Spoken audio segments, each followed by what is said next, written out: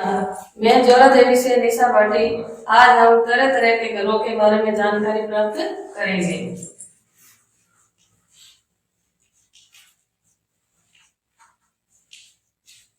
आप सबको सर्व विदित है कि हम अपने आसपास देखते हैं कि कच्चे व पक्के घर दोनों प्रकार के देखेंगे। गांवों में जाएंगे तो हम कच्चे घरों को देखने का अनुभव मिलेंगे और शहरों में जाएंगे तो पक्के घरों को देखने का अनुभव मिलेगा। कच्चे घर घास फूस लकड़ी पानी आदि से बनता है, बल्कि पक्के घर ईंट पत्थर चूना सीमेंट सरिये पानी आदि की जरूरतों से बनता है, यानी कि कच्चे व पक्के घर।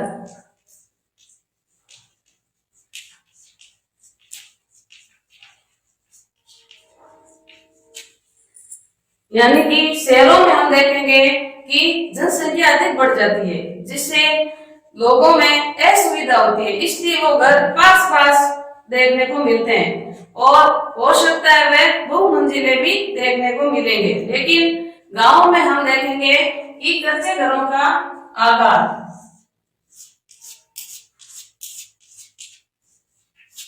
इस प्रकार, ये कच्चे घरों की आकृति हम देखेंगे। और पक्के घर होते हैं वो हम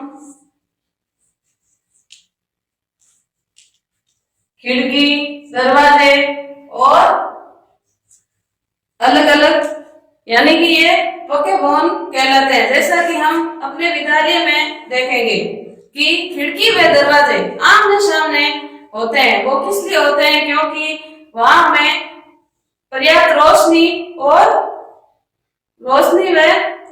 हवा का आगमन हो, जिससे शुद्ध हवा आगमन होगा तो हमारा स्वास्थ्य अच्छा रहेगा, जिससे हमें पढ़ने में भी सुविधा रहेगी। आजकल सरकार ने कई योजनाएं बनाई है, जिसमें हमें हाउसिंग बोर्ड द्वारा, यानी अपने राजस्थान में हाउसिंग बोर्ड के द्वारा घरों को बनाया गया है, जिसमें सुव्यवस्थित रूप से और हमारे स्वास्थ्य के अनुसार और अपनी हर प्रकार की गतिविधियों से युक्त अपने घरों को दिया गया है, जिसमें हम छोटी किस्तों में लोन द्वारा उन घरों को खरीद सकते हैं। सभी को रहने के लिए मकान चाहिए, किसी प्रकार का मकान हो, चाहे हम अपनी सुविधा अनुसार और अपनी क्षमता के अनुसार मकान बनाएंगे। जैसे अपन गांव में रह रहे हैं तो कच्चा मकान बनाएंगे, जो भी आसपास में सामग्री है उससे युक्त, और पक्के मकान है वो शहरों में हमें देखने को मिलते हैं, वो अपनी सुविधा से युक्त ही होगा। यानी कि हम ये भी देखते हैं शहरों में आजकल कि एक नैन बसेरा बनाया गया है। वो किस लिए? जो लोग बेघर हैं, बेघर लोगों के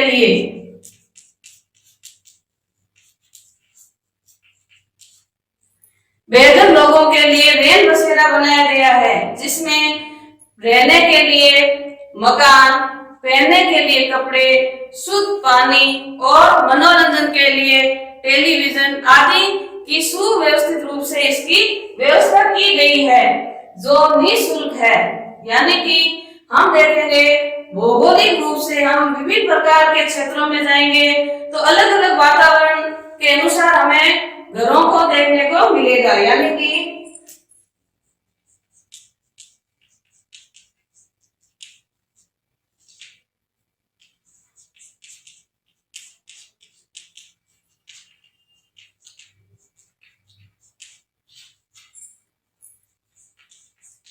भौगोलिक क्षेत्रों के अनुसार समुद्र तटीय, पहाड़ी क्षेत्र तथा बर्फ से युक्त।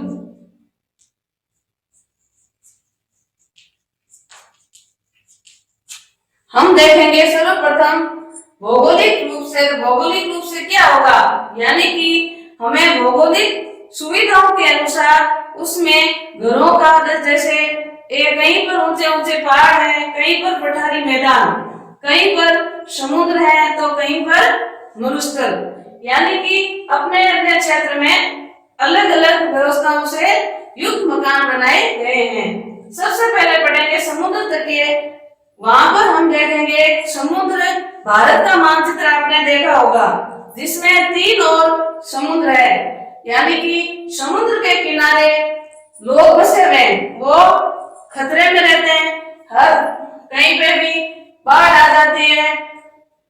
जब इसकी लहरें तेज उठती है तो उसमें बाढ़ आने की पूर्ण संभावना रहती है, यानी कि जिससे बाढ़ आने पर उसको अधिक क्षति पहुंचती है। और पहाड़ी क्षेत्र है जिसमें ढलान युक्त मकान बनाए जाते हैं, जिसमें आसपास कोई लकड़ी है या उससे यूं ढलान युक्त पहाड़ों के अनुसार ही मकान बनाते हैं। तो नीचे से देखेंगे वो मकान छोटे रूप में दिखाई देंगे। बर्फ से बने घर, यानी कि हमारे यहाँ तो सब जगह उपलब्ध है सब चीज, यानी कोई अपना क्षेत्र ऐसा भी है अपने भारत देश में जहाँ पर कुछ भी नहीं है, वहां चारों ओर बर्फ ही बर्फ है। जैसे कि हमने पढ़ा पहाड़ी क्षेत्र, ये अपने अपने राज्य में हिमाचल प्रदेश और जम्मू कश्मीर, यहाँ पर अपन देखेंगे कि केवल बर्फ भी होती है और यहाँ पर ढलान वाला क्षेत्र होता है। बर्फ के बने घर है वो इग्लू कहलाते हैं, जो बर्फ से बने घर है इग्लू कहलाते हैं, जिसकी आकृति इस प्रकार होगी, जिसमें लोग बहुत कम रहते हैं क्योंकि उनके आसपास कोई भी सुविधा नहीं होती, वो बर्फ के बने ही घर बनाकर अपने रहते हैं।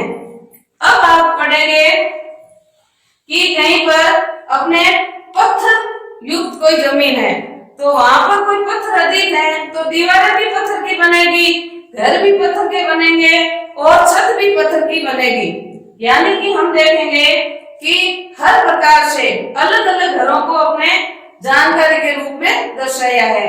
इसी प्रकार हमने देखा कि घरों में अलग अलग प्रकार जो भी पत्थर से युक्त है वो उसकी छतें आरसीसी के मकान से जुड़ी, यानी कि लोहे के सरियों में सीमेंट व कंक्रीट डालकर आरसीसी की छतें खड़ी की जाती है, जिससे हमारा मकान मजबूत हो और हर प्रकार से सुव्यवस्थित और सुचारू रूप से अपना अध्ययन है, हमारे रहने में सुविधा है, किसी प्रकार हो ये हमें लाभदायी होते हैं।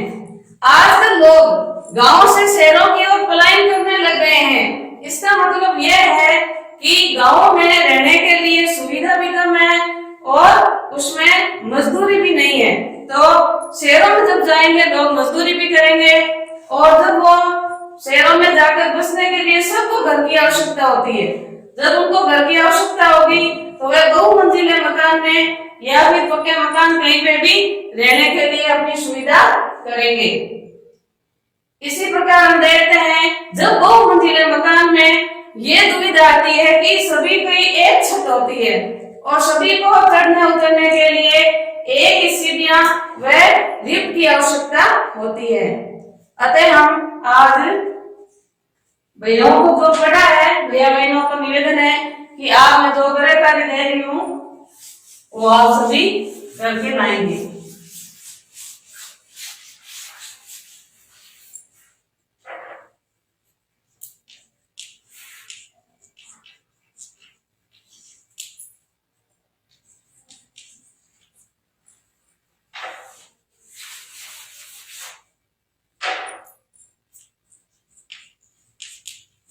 मकान किन किन सामग्री से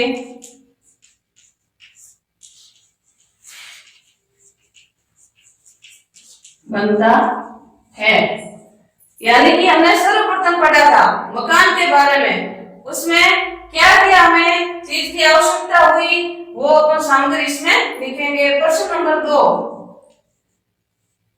बेघर लोगों के लिए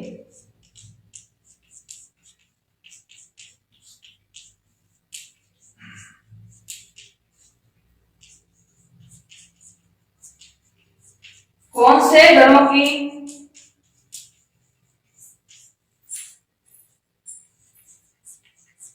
व्यवस्था की गई है।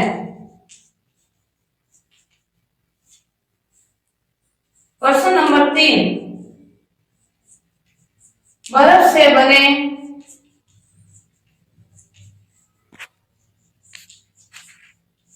घरों को क्या कहते हैं? शहरों में लोग किस प्रकार के घरों में निवास करते हैं?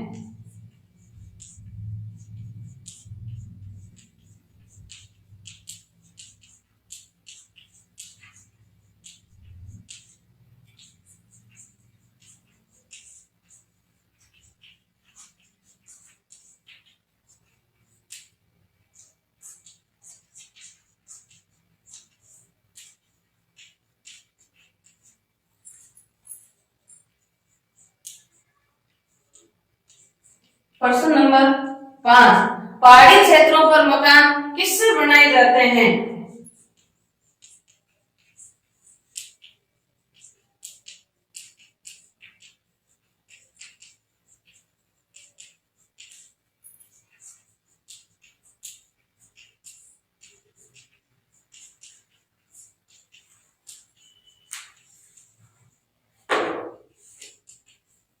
धन्यवाद।